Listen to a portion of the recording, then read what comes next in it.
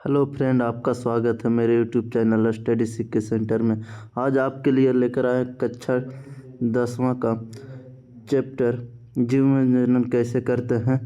Chapter number 2 है biology का। तो चलिए, हमारा आज का वीडियो बहुत ही महत्वपूर्ण होने वाला है। 50 ऐसे ऑब्जेक्टिव क्वेश्चन जो एग्जाम में 10 से 15 क्वेश्चन आ सकते हैं। तो चलिए देखते हैं। हमारा आज का नेक्स्ट क्वेश्चन है हमारा, जीव में जनन का मुख्य उद्देश्य क्या है। तो वृद्धि का उद्देश्य है। तो चलिए अब देखते हैं नेक्स्ट क्वेश्चन। नेक्स्ट क्वेश्चन है, जनन कितने प्रकार का होता है। जनन कितने प्रकार का होता है। तो एक प्रकार के होते हैं। अब चलिए देखते हैं नेक्स्ट क्वेश्चन है, अलैंगिक। अलैंगिक जनन में कितने जनकों की आवश्यकता होती है। तो यह एक होती है, हम लोग जानते हैं। चलिए एक होता है। अब चलिए नेक्स्ट क्वेश्चन है हमारा।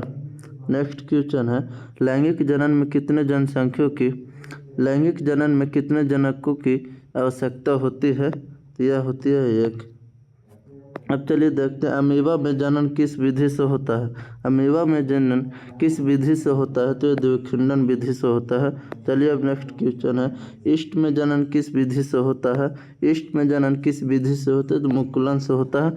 चलिए अब नेक्स्ट क्वेश्चन देखते हैं, स्पाइरोगाइरा में जनन किस प्रकार का होता है। स्पाइरोगाइरा में जनन किस प्रकार का होता है। विखंडन से होता है।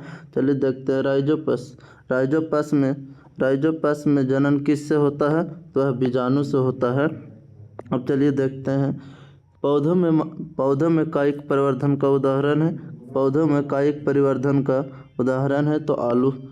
चलिए अब देखते हैं नेक्स्ट क्वेश्चन, गुलाब का प्रवर्धन सामान्यतः किस विधि से किया जाता है। गुलाब का प्रवर्धन सामान्यतः किस विधि से किया जाता है। तो कटिंग से किया जाता है। चलिए नेक्स्ट क्वेश्चन देखते हैं, मानव में जनन किस प्रकार का होता है। मानव में जनन किस प्रकार का होता है। तो वह अलैंगिक होता है। चलिए अब नेक्स्ट क्वेश्चन देखते हैं हम लोग, पुरुष में जनन अंग कौन सा है। पुरुष में जनन अंग कौन सा है। तो वह वृषण है, वृषण। अब चलिए देखते हैं, वृषण का मुख्य कार्य क्या है। तो शुक्राणु को बनाना है, शुक्राणु को बनाना है। चलिए अब नेक्स्ट क्वेश्चन देखते हैं, स्त्री जनन अंग कौन सा है। तो अंडाशय है, अंडाशय, अंडाशय हो जाता है। चलिए अंडाणु कहाँ बनता है। अंडाणु कहाँ बनता है। तो अंडाशय में बनता है। अब चलिए देखते हैं, निषेचन क्या है। निषेचन क्या है। तो वह शुक्राणु और अंडाणु का संलयन है। अब चलिए नेक्स्ट क्वेश्चन देखते हैं, निषेचन के बाद क्या बनता है। तो निषेचन के बाद युग्मनज बनता है। चलिए अब नेक्स्ट क्वेश्चन देखते हैं, मानव में निषेचन कहाँ होता है। मानव में निषेचन को होता है अंडवाहिनी में होता है। चलिए अब देखते हैं, भ्रूण का विकास कहाँ होता है। तो भ्रूण का विकास गर्भाशय में होता है। चलिए अब नेक्स्ट क्वेश्चन देखते हैं हम लोग, गर्भ निरोधक का उपयोग क्यों किया जाता है। गर्भ निरोधक का उपयोग क्यों किया जाता है। गर्भधारण को रोकने के लिए। चलिए देखते हैं नेक्स्ट क्वेश्चन है हमारा।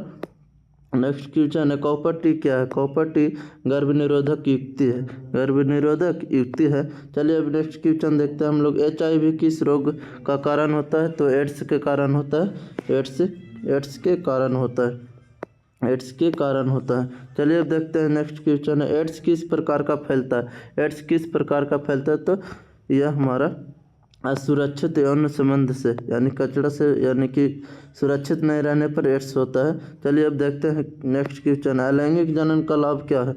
अलैंगिक जनन का लाभ क्या है। तो शीघ्र जनन का होता है। चलिए नेक्स्ट क्वेश्चन है हमारा। नेक्स्ट क्वेश्चन है, लैंगिक जनन का लाभ क्या है। लैंगिक जनन का लाभ क्या है। तो विविधता को उत्पन्न करना। चलिए नेक्स्ट क्वेश्चन है, कायिक परिवर्धन का उदाहरण कौन है। कायिक परिवर्धन का उदाहरण क्या है। तो गन्ना। चलिए नेक्स्ट क्वेश्चन देखते हैं, युग्मनज किससे बनता है। युग्मनज किससे बनता है। तो शुक्राणु और अंडाणु दोनों से बनता है। चलिए अब देखते हैं, मानव गर्भावस्था की अवधि लगभग कितनी है। तो 9 माह।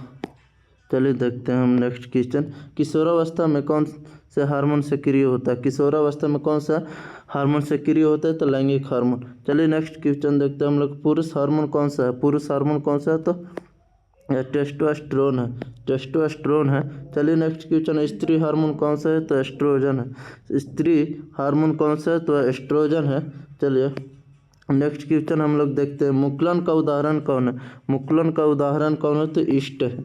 चलिए नेक्स्ट क्वेश्चन हम लोग देखते हैं, द्विखंडन का उदाहरण कौन है।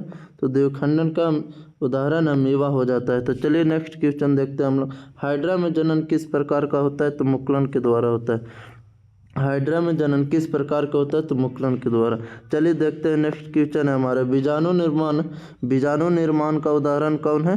तो यह हो जाता है राइजोपस हो जाता है। चलिए देखते हैं नेक्स्ट क्वेश्चन है हमारा जनसंख्या नियंत्रण का एक उपाय है।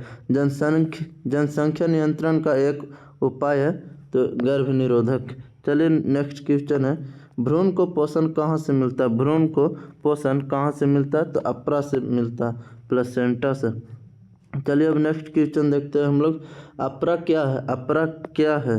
तो अप्रा माँ और भ्रूण को जोड़ने वाली संरचना है। माँ और भ्रूण को जोड़ने वाली संरचना है। चलिए नेक्स्ट क्वेश्चन हम लोग देखते हैं अलैंगिक जनन में संतति कैसे होती है? अलैंगिक जनन में संतति कैसे होती है? तो सामान्य। चलिए नेक्स्ट क्वेश्चन देखते हैं हम लोग। नेक्स्ट क्वेश्चन हमारा लैंगिक जनन में संतति कैसे होती है? लैंगिक जनन में संतति कैसे होती है? तो यह विभेद से होती है। चलिए नेक्स्ट क्वेश्चन है डीएनए का मुख्य कार्य क्या है? डीएनए का मुख्य कार्य क्या है? तो आनुवंशिक जानकारी देना, यानी कि किस्म कौन पैदा किया वो जानकारी देना। चलिए अब नेक्स्ट क्वेश्चन है नेक्स्ट क्वेश्चन जनन क्यों आवश्यक है? जनन क्यों आवश्यक है? तो प्रजाति की निरंतरता के लिए। जनन क्यों आवश्यक? तो प्रजाति की निरंतरता के लिए। नेक्स्ट क्वेश्चन है हमारा मानव में नर युग्मक क्या कहलाता है? तो शुक्राणु कहलाता है। चलिए नेक्स्ट क्वेश्चन है हमारा मानव में मादा युग्मक क्या कहलाता है? मानव में मादा युग्मक क्या कहलाता है? तो अंडाणु कहलाता है। चलिए नेक्स्ट क्वेश्चन है निषेचन के बाद बनने वाली पहली कोशिका क्या है? निषेचन के बाद बनने वाली पहली कोशिका क्या है? तो युग्मनज है।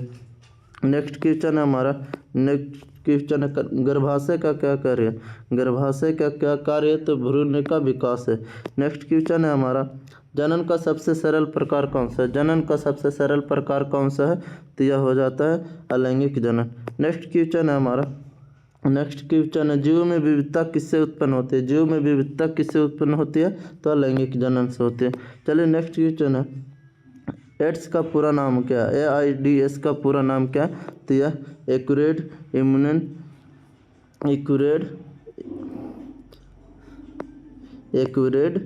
इम्यून डिफिशिएंसी सिंड्रोम होता है, यह नाम होता है। चलिए नेक्स्ट क्वेश्चन देखते हैं। नेक्स्ट क्वेश्चन है